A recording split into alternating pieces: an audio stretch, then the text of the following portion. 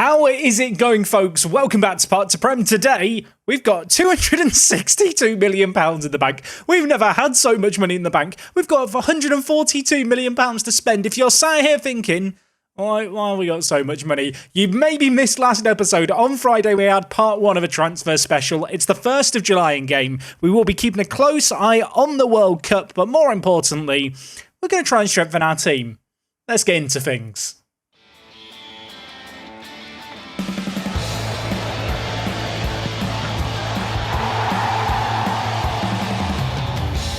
I do hope you guys had a great weekend. We're back here. Not a lot's happened since last episode. That's because I've not hit the continue button yet. Instead, I've sat for a day, I've pondered, I've thought about things, read some comments, and, well, I think I know what the plan is. And what is that plan? I hear you ask. Well, the Gusto signing. The wages are too much, aren't they? I mean, let's be honest. You don't want your second choice right back to be your second highest earner, so this isn't happening. Cancel that. And like I mentioned last episode, I feel like having won the Premier League, having won the Champions League, we can perhaps do some stuff that is risky, a gamble, a bit silly, perhaps, dare I say. And for that reason, Steve McDonnell, I'm promoting to the first team. It's a bold move. We'll see if it works out. This man will play minutes for us this season. And with that done, I've solved the right back problem. Thank you for watching. I'll see you guys again next episode. No, okay, maybe not, because we still do have a lot of money to spend. In terms of where I see us spending it, I mean, when you look at the team as a whole, I feel like there isn't an obvious area to strengthen things. I am going to have a look for a goalkeeper. I talked about this earlier, but I do actually think Manny Wilford is a really, really good goalkeeper who is just kind of done dirty by the star ratings. I feel like for whatever reason in Football Manager, the star ratings for goalkeepers are always way harsher. Obviously, they are a indication of what your staff think a player's ability is, and especially in the last few years, player form feeds a lot more into those ratings, and generally speaking, goalkeepers don't really seem to edge above kind of a 7.1 rating, even if they're having an amazing season. I feel like when you look at Wilford last year, 15 clean sheets in 37, 7.07 rating. Yes, according to the star ratings, he's not the best keeper in the world. There's a reason he's England's starting goalkeeper, and I don't feel like it's a massive area of priority, but we'll have a look anyway. And in fact, when I look at the starting 11 for both the 3 at the back system and this system here with the 4-2-3-1, there's no super obvious area I'm mega panicking about. That said, I would like to get a good sub option in terms of a goal scorer we can bring on. With a 9-player bench at the moment, Sesko would be a sub striker alongside Big Knot. Neither of those I feel like are of the standard I'm looking for. On the subject of Big Knot, I still really kind of would like to sell him, so we'll offer him out again. Hopefully, unlike last episode where he turned down Barcelona, he will now actually want to go. Having just done a quick sorting out the bench, I feel like our bench, if we play the 4-2-3-1, obviously it changes a bit based on system, but it would be Sweeney alongside the likes of Dahar, who of course is the new backup left back, who can also play defensive mid. Obviously, we've got Steve McDonnell, who, as I've mentioned, I am going to just make this commitment to.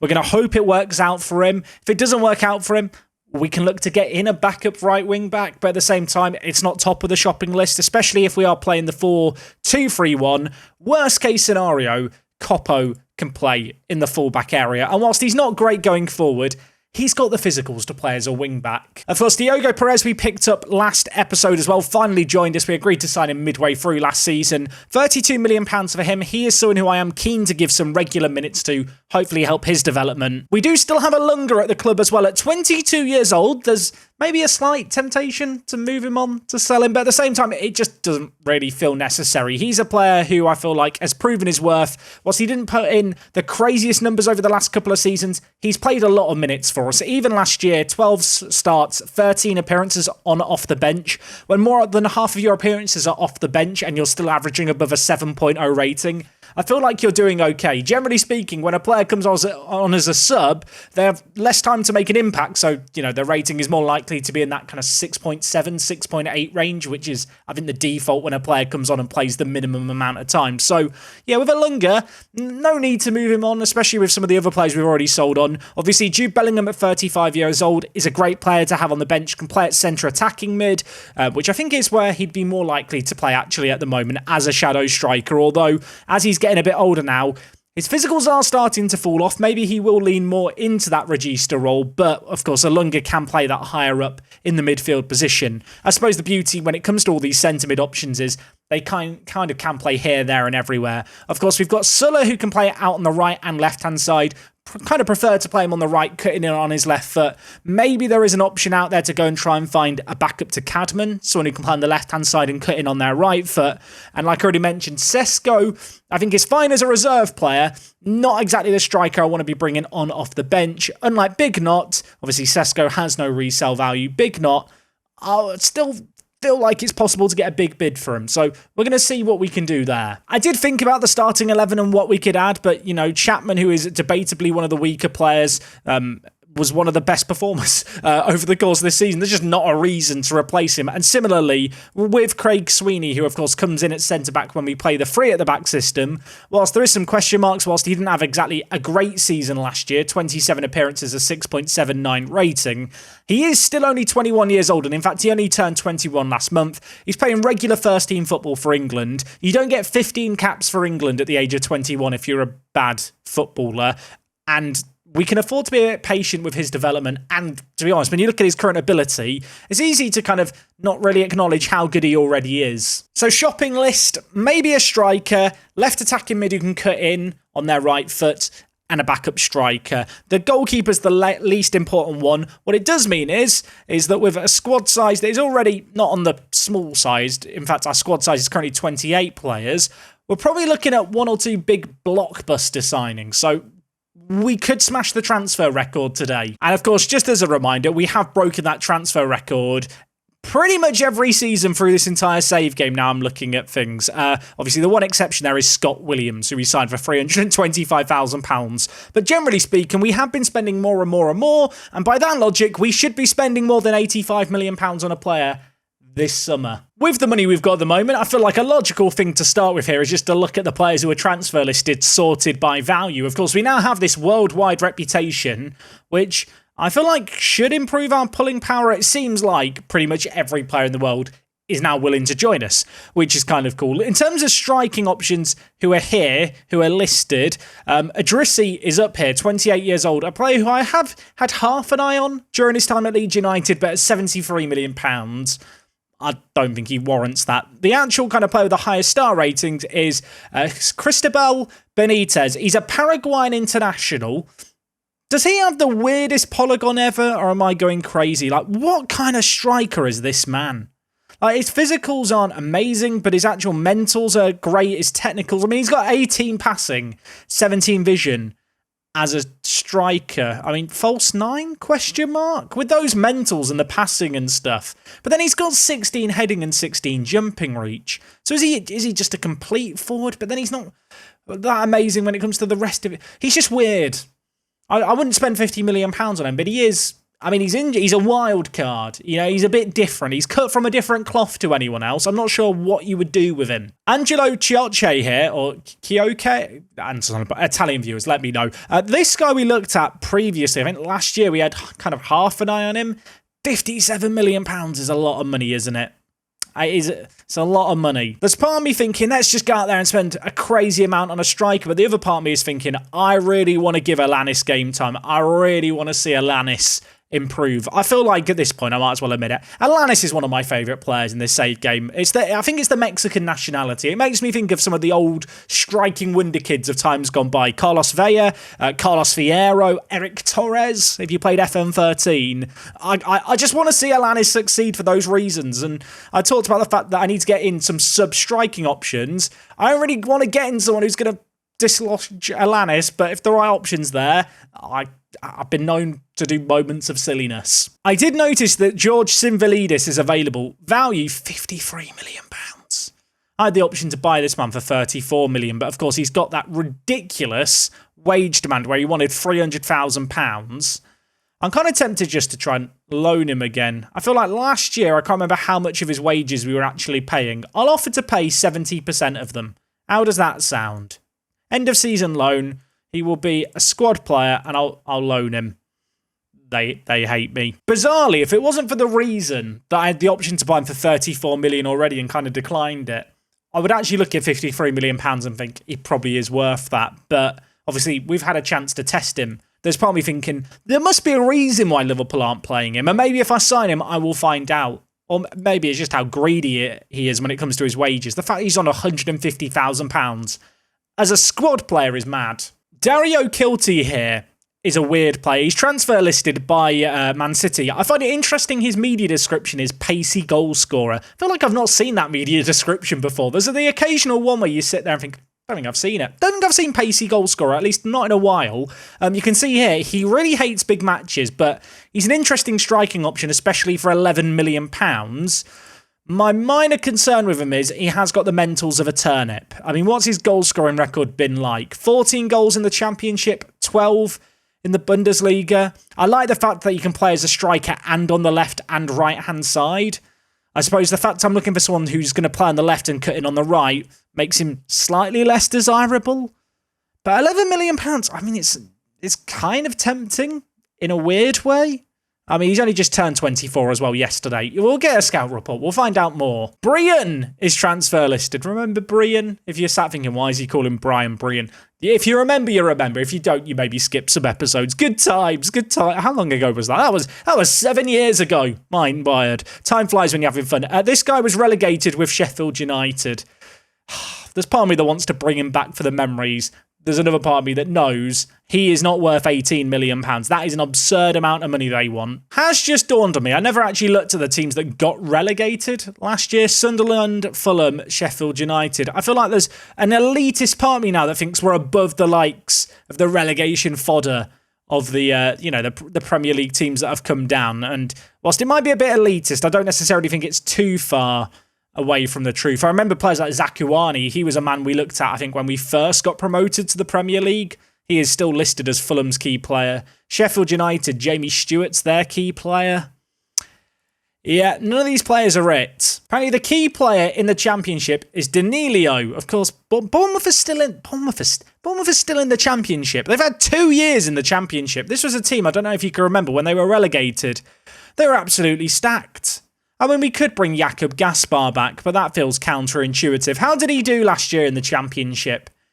8 goals in 40 games. You know what? I don't think I need him. I am somewhat underwhelmed by the transfer listed options. I've been looking at players that are listed under the age of 25, really, because I kind of want to just continue building for the future. As much as I talked earlier about the fact that I want to add players to the team, I want to add quality. I'm not really looking for older players. We've talked about this already, with this save game now. It's about building a dynasty and setting this team up for success and kind of signing stopgap options like a right back who's 35 years old.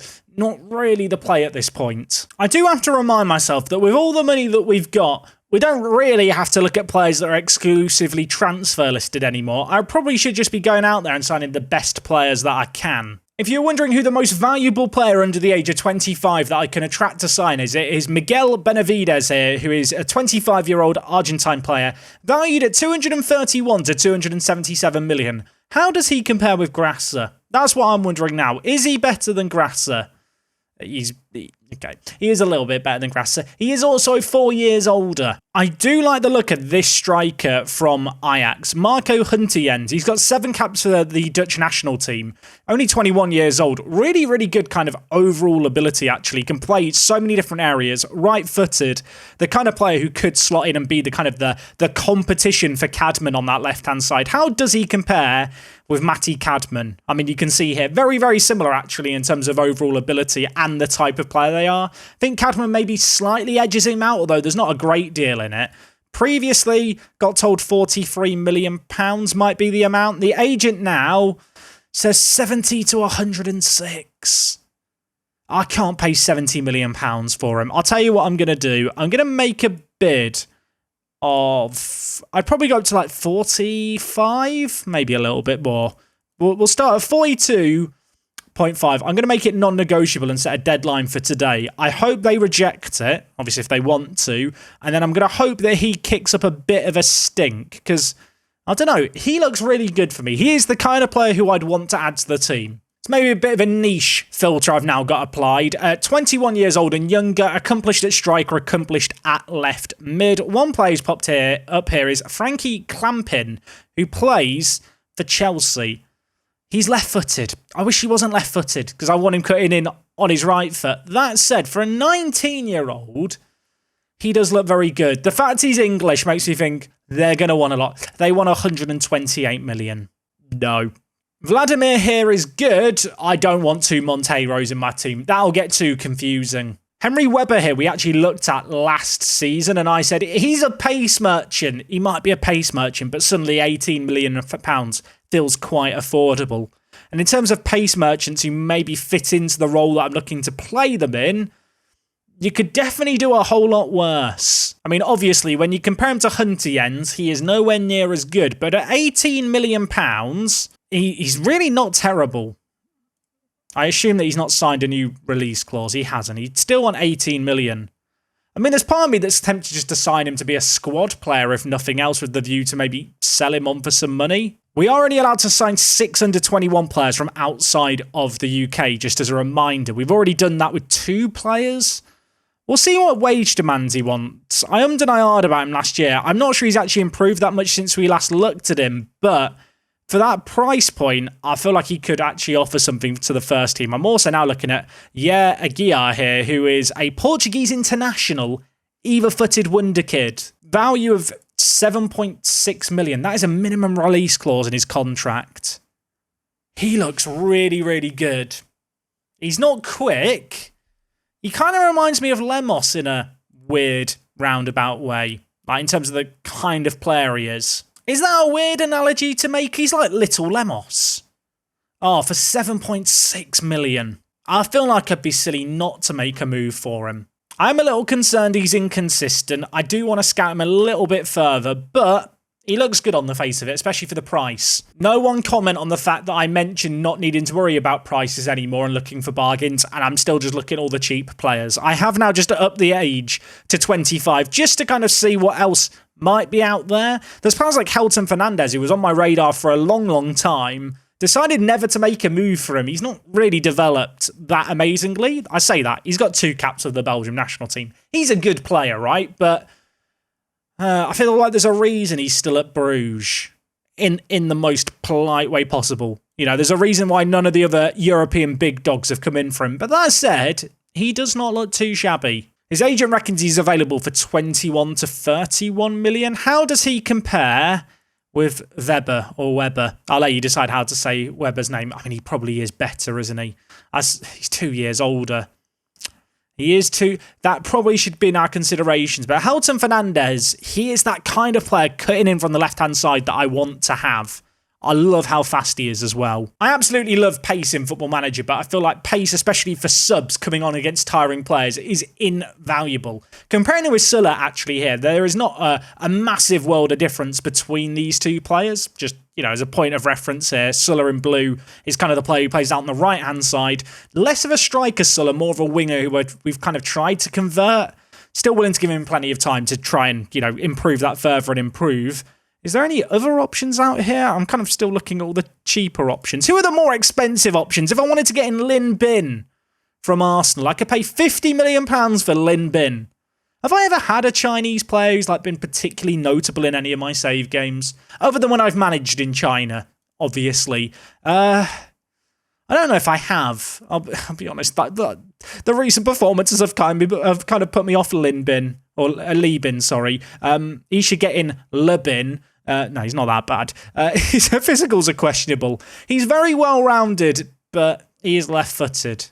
I am looking at a player who plays on the left and cuts in and also a striker, so maybe for that striking option, I am looking for someone who brings something a little bit different.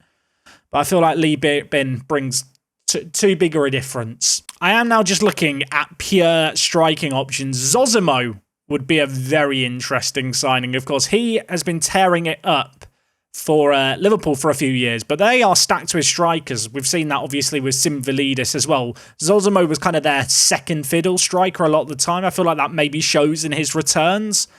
To me, he looks like he should be an absolutely incredible player, and he's just consistently underperforming. I'd argue he might be a better option than Lemos as a shadow striker. I know that might be considered blasphemy in some parts. He is really good. I wonder if they'd accept a bid of around 50 million. I just asked his agent how much he thinks they'll want. He's now told me 183.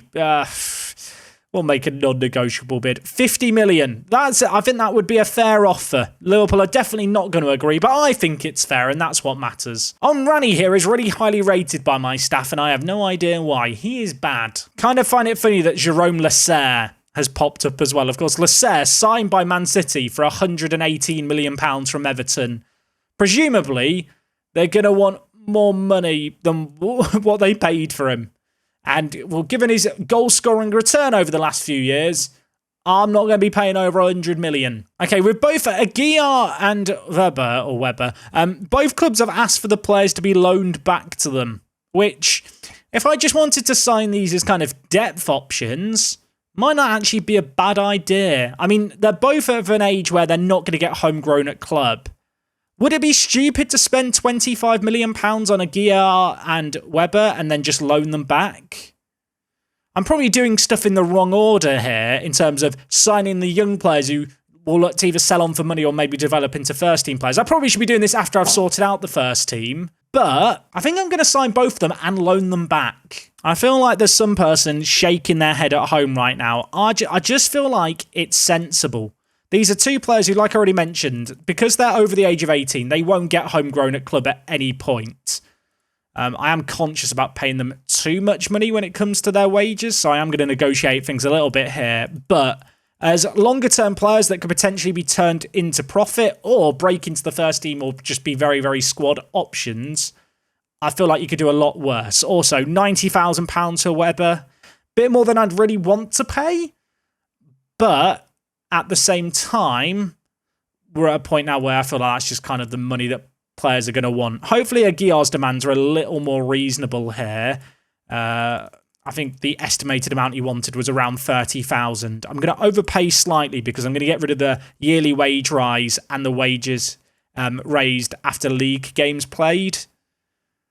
And his agent has just walked away from that. Please tell me someone else thinks that's mental. There's not often I'm lost for words. I guess we're not signing a Aguiar yet. We'll go back in for him, maybe. I mean, even if we just sign Weber here, I think it's fine. £18 million?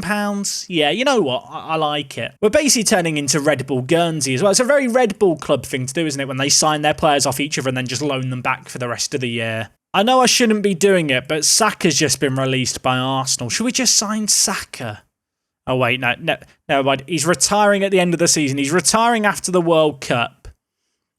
Now I just feel sad. Big Knot, can you start playing better at the World Cup, please? I need more teams interested in you. Okay, the bid for Zozimo's been rejected. The bid for Huntjens has also been rejected. I like the look of this guy a lot, but I don't feel like he's £70 million good. The thing that's tempting me just a little bit is the fact my scouts think he's got 5-star potential, and he does look immense. I've got £142 million to spend. Maybe I should just be shoving £70 million down his throat. We'll come back to him later. Hopefully he kicks up a stink and tells Ajax he wants to leave. Monteiro has just scored a winning goal for Portugal at the World Cup. Off the bench he came and, well, he got the all-important goal in that World Cup quarter-final, I want to say. Let's have a look at the latest with this tournament. So England have made it through against the Netherlands. Elsewhere, Portugal just beat DR Congo. We've got Denmark v the USA. And also Morocco versus Germany. I was about to be like, Morocco? Why Morocco? Morocco did well in this year's real World Cup, didn't they? So they're still good in the future, according to Football Manager. Camavinga's agent has just come to me and asked if I'm interested. I would be interested if he wasn't on £375,000 a week. That is madness. I'll tell you what else is madness. His career for Madrid. He's done pretty well at Real over the years. Marco Huntjens, his agent's like, hey, you know, we spoke. Do you want to make an offer? Apparently, I already opened negotiations. He'd urged me to improve the offer. I am serious. What did I bid last time? Was it 50 million I bid last time? Look, I'll increase it to 47.5. That is me being serious. If your client wants to move to us, he is going to have to do some pushing his end. I should say, as I role play out this whole thing, this is actually a thing that can happen in Football Manager. I do feel like it should happen more often than it actually does. I understand that for a human manager, it's probably really annoying if your player's forcing a transfer, but it feels like it happens all the time when you're a human manager anyway, whereas trying to force the reverse scenario to happen like I am here never really seems to happen. Interesting. Stuttgart want to loan Francisco for another year. Just as a reminder, Francisco was on loan at Stuttgart last year. I mean, there's no interest in him, and given the fact they're willing to pay the vast majority of his wages, I think we just take this loan. My scouts really do like Huntjens, and I think I really, really like Huntjens too. Elsewhere, do my scouts like Helton Fernandez? They do. Whether or not he's got room to improve, there's kind of a question mark there. Also, question mark here. Coppo wants a new contract. Coppo, we can't afford it. We cannot. I say we can't afford it. Don't show him the bank sheet. Imagine being told that the club can't afford to give you a wage rise and then you found out they've got £264 million in the bank. I'd be livid if I was him, but I'm not him, so it's fine. Apparently Juventus wants Finalizing on loan. I mean, I want him on loan as well, but they don't want to loan him at the moment because they want to test him in a different environment. Whatever that means. The asking price is definitely £53 million for George Finvilidis. It's just too much. Knowing that I could have gone for 34 million. Some good news, Henry Weber given a work permit for his move to us. He is going to be going back on loan to Salzburg. It is £18 million. It's not a small amount of money, but it's the kind of transfer where I think he could end up being a useful squad player for us, or worst case scenario, we sell him on for a little bit of money. I don't think there's really a world where we lose money on this guy, so sensible signing. We will keep a close eye on Weber and see what becomes of him this year whilst he's out on loan, but a player who does seem to have a lot of potential. Elsewhere, Francisco is heading out on loan for the year, going to the Bundesliga. Have a good time, my friend. Still has 3 years left on his current contract, so fingers crossed, ends his loan spell with lots of first-team football under his belt, and from there, we can cash in on him, because I don't want to be paying him the £115,000 a week if he was to play 25 league games for us. I've just had a very, very tempting offer for Manasiev. 19 years old, this guy. He's a good player, but I don't think he's the next Messiah. I feel like if he was to break into our first team, he'd have to improve at a rate which I just can't see happening. He's been at the club now for, what, year and a half? And when you look at his development in that time, it's been fine, but it's not been anything to get me super duper excited. We signed him for £11.5 million. Leipzig, I've just had a quick negotiation with them. They've offered me £24.5 million. I know when you look at the guide price here, it looks like he should be worth some absurd money. I don't really buy into that. I did look originally to try and get some sell-on clause in for this deal, but wasn't possible. I still feel like £23 million is some good money, though. We just have so many players who can kind of play down the spine of the team. I just feel like Manasiev is that one player that in terms of attacking centre mids, I can't see a way I get him into the first team. I can't see how he improves enough to be in it. Yeah, £22 million, I'm going to take it. If he does improve, he may well be worth more money down the line, but I just don't see how he's going to improve at the current club. I've not really seen anything that gives me a reason to think he's going to improve. England 0, Germany 0 at the World Cup. Who won on penalty? England won on penalties. England won on penalties after Bellingham missed the first one. It was 0-0, and Manny Wilford 8.0 rating, the penalty hero. And that, by the way, was in the World Cup semi-finals. It does mean it's going to be Portugal versus England in the final. I mean, there's going to be lots of players who know one another in our dressing room playing in that game. I've just spotted Kruger's the top goal scorer at the World Cup. It is just making me wonder, how much would I have to pay? You know, if I offered £100 million, no, he's just not for sale, is he? Has dawned on me today, the shirt that I'm wearing today is like a shirt that I've kind of shrunk out of. Also, this bit, I'm just showing a bit of cleavage, I think. No, I feel like this is one of my workout shirts, actually, and I kind of pull down sometimes when I'm, like, working through the pain on my exercise bike. Either way, yeah, you get a bit of extra skin to it. I should open an OnlyFans, shouldn't I? But yeah, apologies. Sorry, Mum, if you're watching at home. I'll get a new shirt soon. I think I've come to the conclusion that I should just sign Huntjens. I don't think there's a better fit for the kind of player I need for the squad, and whilst I don't really want to spend £70+ million on more of a squad player, he is just a player of quality that kind of ticks all the boxes for what we need. We're not at a point where I need to pinch pennies anymore, so rather than potentially missing out on him, I'd rather get him signed. I'd also rather that these negotiations went better. What are you doing, Ajax? £78 million. Deal or no deal? They've said deal. Is he £78 million good? I think there's a question mark there, but 21 years old, loads of potential, Dutch international, super consistent, adaptable in foreign countries, can play anywhere in the final third. There's a lot to like. Bizarrely, I think if he was English, I'd probably no-brain this transfer. But for whatever reason, I like my domestic players and kind of having a bias towards players from the league that I'm managing in. I'm just going to pretend he's English. We'll just name him Mark. Mark's a nice English name. He wants £100,000 a week with these yearly wage rises. After the last negotiations with the Portuguese lad, this actually does scare me slightly. I'm going to remove and exclude them and hope his agent doesn't get annoyed. £100,000. Oh, this hurts. I'll give you 120,000. It's a lot of money. You're hurting me, Marco. Mark. Okay, 100. I feel like we might just call Huntjens Mark. He might just be nicknamed Mark. Is that acceptable? I don't know. Either way, we've negotiated something here. His wages are going up tenfold. We've agreed to sign him for £73 million. I think he is a really, really good player. Last year, 11 assists, 8 goals in the top division of, the Netherlands. Obviously, does play for Ajax, and maybe that makes it a little bit easier to get a good rating, but I'm a fan. I suppose the other thing is he is kind of just going to replace Manasiev as a centre attacking mid option. I talked about Manasiev and all these centre attacking mids. About to sign another one. There is part of me sat wondering, should I just be loaning him out instead? Do I need the £20 million? You know what? Well, let's offer him out on loan and see if there's any interest. I might be changing my mind. Okay, Juventus want him on loan for the year. Would I be an idiot just to loan him to Juve for a year and just see if anything happens? I don't think he's going to lose value in a year. And he's just not improving with us. Maybe he just needs a different environment. Maybe he needs regular first-team football. I'm doing it. I've changed. It's not often I change my mind. I can be stubborn at times. I'm doing it today. Also, just in some other news, Anders Pedersen, looking to loan him to Sunderland in the Championship. I don't need him as a left-back option. He's filling up a spot in the squad.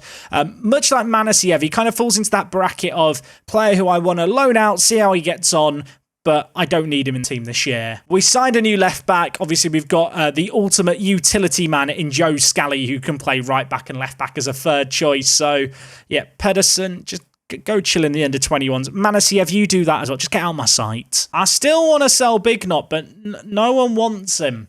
And he's unhappy and he may not react well to being offered to clubs, mate. You're leaving. Get out of my sight. Someone bid, please. I asked and I have received, although he has no interest in talking to Borussia Mönchengladbach. They've only offered 28 million anyway. This is identical, I think, to the offer we had from Middlesbrough earlier on. I can't believe he turned down that offer from Barcelona. I'm still annoyed about it. We'll offer him out for 45 million. I doubt anyone's going to bid that now. I take it all back. The next day, Borussia Mönchengladbach have made that bid. But he better go. You better leave. It's a great chance for you to start fresh. I take your point. We both know I'm not happy, but it doesn't mean I want to move anywhere. I'm going to pound fist.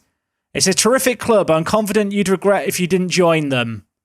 I'm still willing to talk to them and see what they can offer.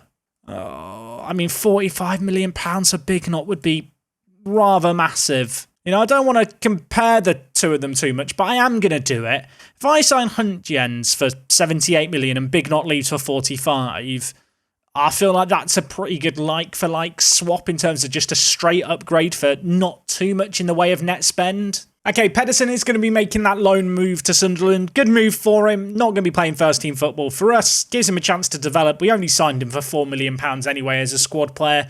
Did his job, but that job no longer needs doing. So, bye Anders. Have fun. Heartbreaking news from the World Cup final. England have lost to Portugal. Manny Wilford got a 6.5 rating. I love the fact that, how many? 1, 2, 3, 4, 5, 6, 7, 8, 9. 9 players in our kind of squad played in the World Cup final. Did any of them do anything of significance? Not really, no. I mean, for an England point of view, it looks like a rather depressing final. No one got above a 7.0 rating. And off the back of it, Jude Bellingham has quit England. He's retired. 207 caps and he's out. But about time. Now he can focus on his club career with us for the next, 2 years. Did I give him a 3-year contract? What was I smoking last January when I bought him? I just remembered that I was meant to look at goalkeepers, but I also just remembered about that 19-year-old kid who looked really good, who had kind of model citizen personality. He was playing in Brazil, right? Where is he? I think he had a release clause of 15 million, so I should hopefully just be able to find him this way. Was it this guy? It's not him. Here is the guy I was thinking of. Maicon Costa. Is he worth 17 million pounds? Not right now, he's not, but he looks like the kind of player who could improve a lot, has some good potential, model citizen personality. I need a long-term successor, a really exciting goalkeeping prospect. I don't feel like we've ever really had a young goalkeeper. For all the youngsters I've hoarded, never a goalie. Gonna change that with this man here. I think for 17 million pounds, it's not cheap. It's a bit of a punt, but generally speaking, young goalkeepers are hard to come by. Perhaps would be wise, just as I'm making the bid, just to make sure there aren't any other young goalkeepers that I'm missing out on that have kind of gone under the radar and that I've forgotten exist. I'm a bit confused why he's not showing up under the realistic transfers. I don't know if I should be worried or not about that. Looking at these other young goalkeeping options, though, they're just... I mean, this guy Parcell might be good, but he's 20, he's English, 50 million pounds. It's too much. I know why he didn't want to show up in the realistic transfers column. He's just signed a new contract. Okay, well, remind me in 5 more episodes. We will sign this man eventually. If Bignot leaves for 45 million pounds, that will leave us with 170 million pounds in the bank, of which 78 million is leaving now for Mark, but it will still leave us with just shy of 100 million pounds to go out and add another player. Marco here, phenomenal talent, crazy good striker. Maybe wish he was a tiny bit better in the air if I'm really, really being picky.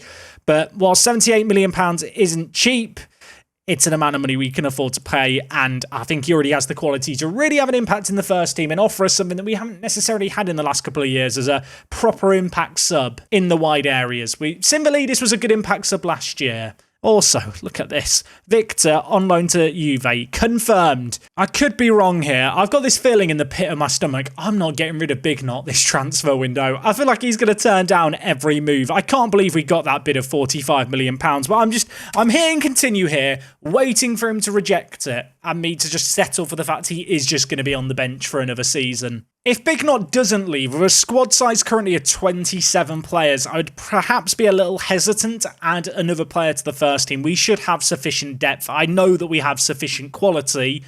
We're kind of at this one in, one out point, and there's not that many players I want to get rid of. I feel like this is a team now that is just so strong in so many areas. There's not too many spots out where I look at a player and go, don't want you, want to sell you. I mentioned it very briefly last episode. It didn't really dawn on me that much. We are the 3rd favourites for the league this year, and, you might have spotted it, Grasser, Archer, in the Media Dream 11. We have Guernsey players in the Media Dream 11. Times are changing. Just bigged up Grasser, talked about him being in the Media Dream 11. It's like I've summoned his agent. He wants more money. Like, we don't have money. Okay, I don't need to lie to him. I was going to tell him that we can't afford it. He cares about the fact I've come and talked to him about it.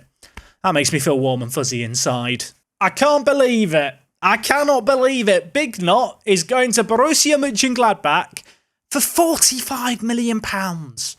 He's not 45 million pounds good, is he? Can we all agree on that now? Can we all admit it? Like, 21 million pounds, yeah, understandable when he was, 4 years younger. Now, he's not 18 years old anymore. He's 22. I'm not even sure he's improved during those 4 years at the club. Okay, he improved a little bit, but not massively. Not to the point where we should be doubling our money, but here we are. We have doubled it. That's 45 million pounds in the kitty. That's 45 million pounds I probably should be spending on the first team. And there's also no shortage of money. 89 million pounds transfer budget. I need to go and sign someone who can do the Bignot job better. You look at the bench now, there is just a gap for a striker who can play attacking mid areas. We've got Sulla, we've got Huntjens, we've got Bellingham who can move into the final third, and Ilunga. I want one more player like that. I don't want to whisper it too loudly. I might have found the player that I'm looking for. Rafael Pinto plays for Arsenal, so we'd be weakening a rival if we were to sign him. Can play up top, can play in the wide areas.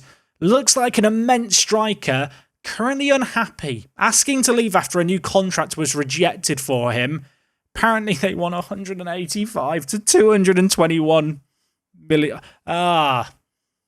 I mean, that's a lot. When it was 120 million as an estimate, I was on board. We'll just try and make him unhappy. 75 million pounds Arsenal. Deal or no deal? They're going to say no deal, but I'm hoping he's going to start crying more. I am sat thinking that if we can't find anyone else, Helton Fernandez would probably do the job quite well. So he's still on the maybe pile. As is Simvalidis, who is still transfer listed.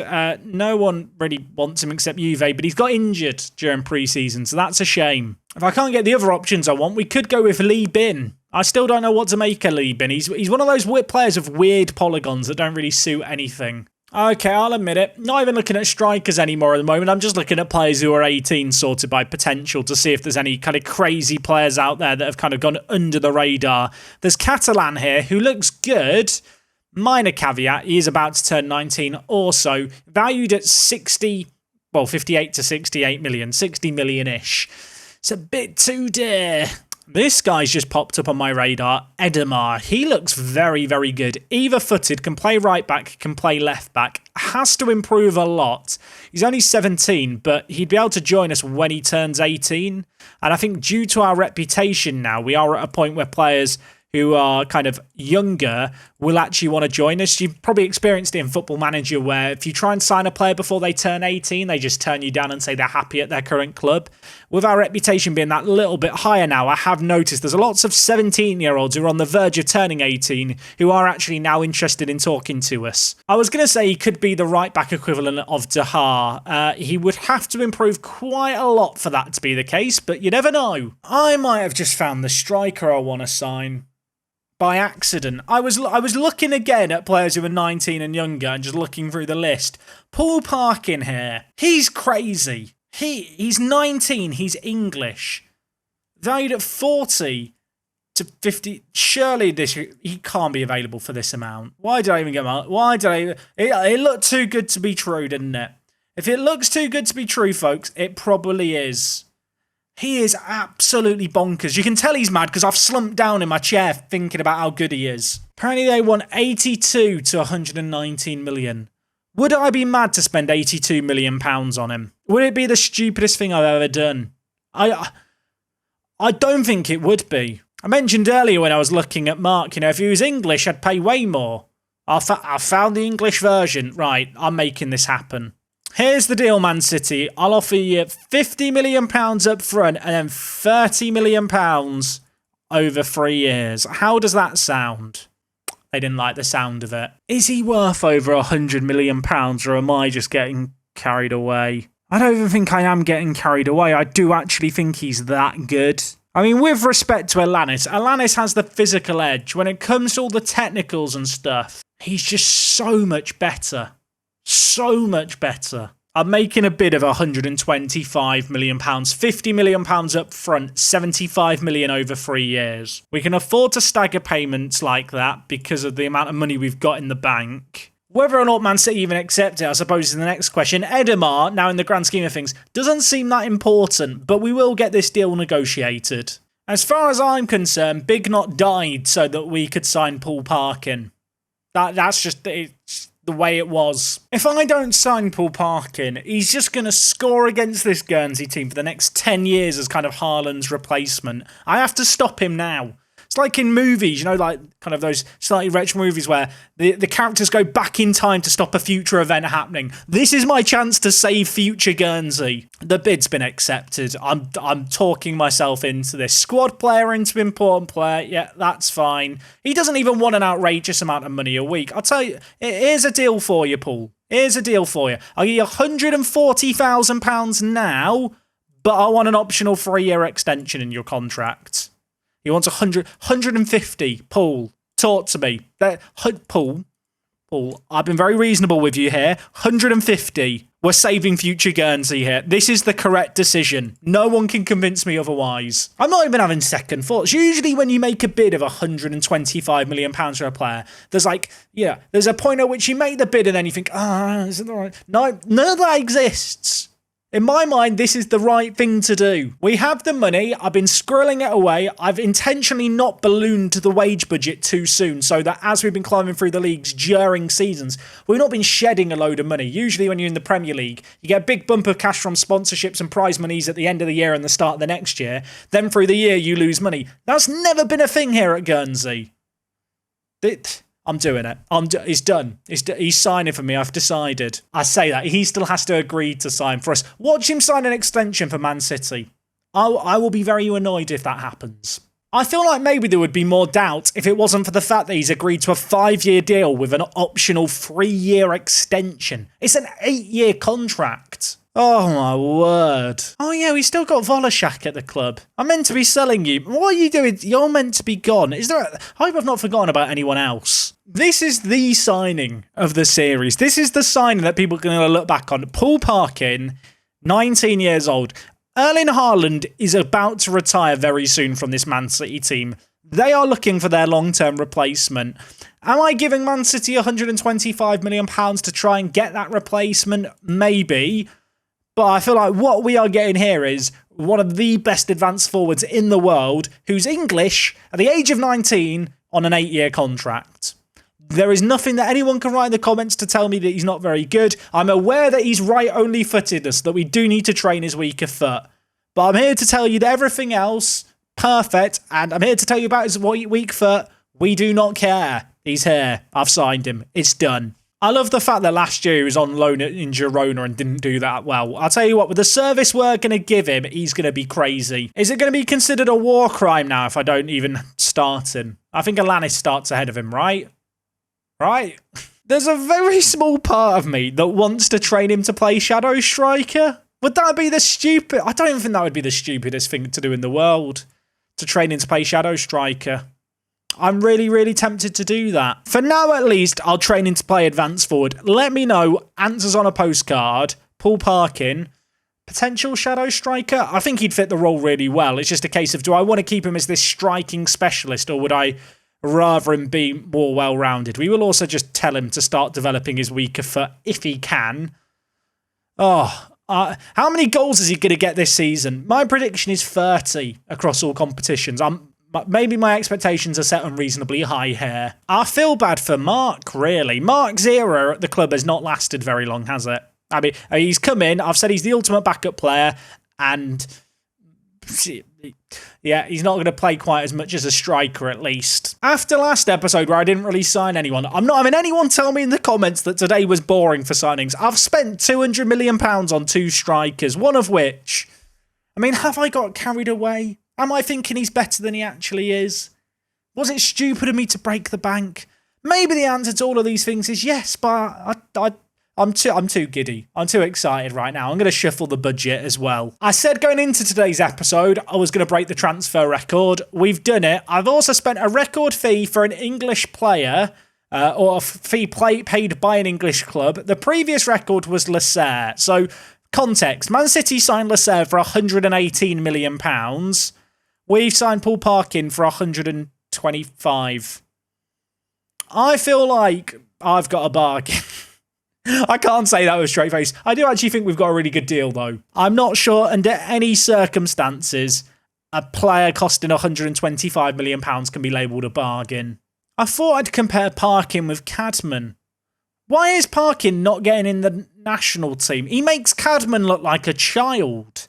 I mean, the fact they get to play together is fun, isn't it? We've got too many good attackers.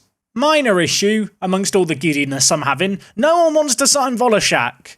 I don't want to loan him out for another year, although he has got a 4-year deal. I could just loan him out again. That might be the play at this point. I offered him out for £22 million. I've had a few offers where like it's in massive instalments and, you know, very kind of down to certain circumstances. Rather than gamble that, I feel like we can loan him out for another year. I don't feel like he's the kind of player who's going to lose value by getting older. Now he's 22. I feel like if he can have a year out on loan, have a good successful season, we can probably get a bit more money for him than what we're currently offering him out for. It has dawned on me that Alanis can play as a right attacking mid. So there might even be a world where to start the season we do try him as an inside forward on the right and then Parkin through the middle and see how they get on that way around.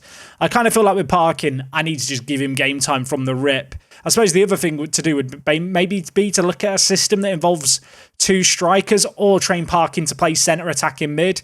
As much as I love Lemos, he has, I don't want to say stagnated with his development, but I feel like we are at a point now where this is as good as he's going to get. And whilst he is an elite forward, we're a team with a lot of elite forwards. Alanis is right-footed, playing on the right as an inside forward I don't love, but he's not right-only footedness, and at least with this way, I think it's the least compromising way to play the best players. Of course, that does mean that Chapman starts on the bench, but I feel like having Chapman and Huntjens who can come in, that's pretty fun and exciting. If we have games where we can't find a way through, we've got plan B, C, D, and E, I feel like, with all the different players we've got on the bench. I've also just realised that whilst players who are 20 or younger on a certain date for the Premier League don't need to be registered anymore, players do get older, so we do have to register a couple more players. Good news.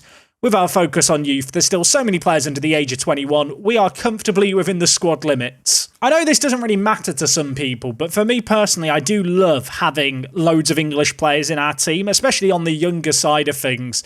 I feel like it's not easier, but it probably is easier just to go out and sign a load of South Americans, cheap Europeans, and compete in the Premier League that way, and then just have no English players in your team. I've been guilty of that in past parts of Prems, but this year I have tried to make it a little more of a focus.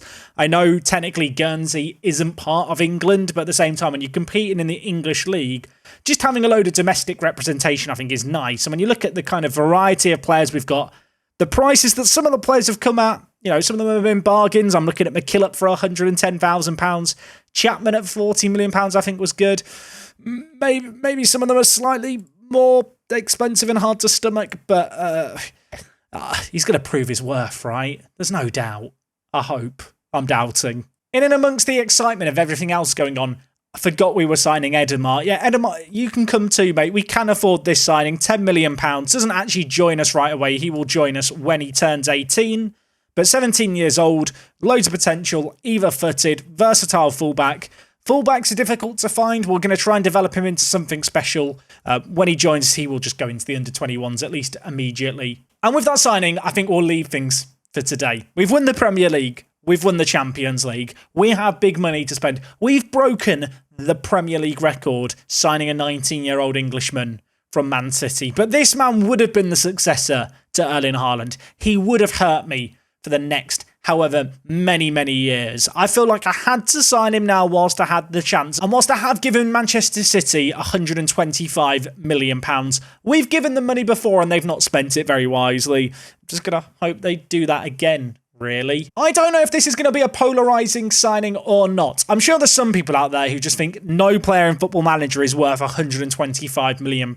But to me, the reason you do your bargain hunting, your player flipping, and trying to just turn profit with other signings is so that when you see that one shiny player you really want and really like, you can actually make the signing happen.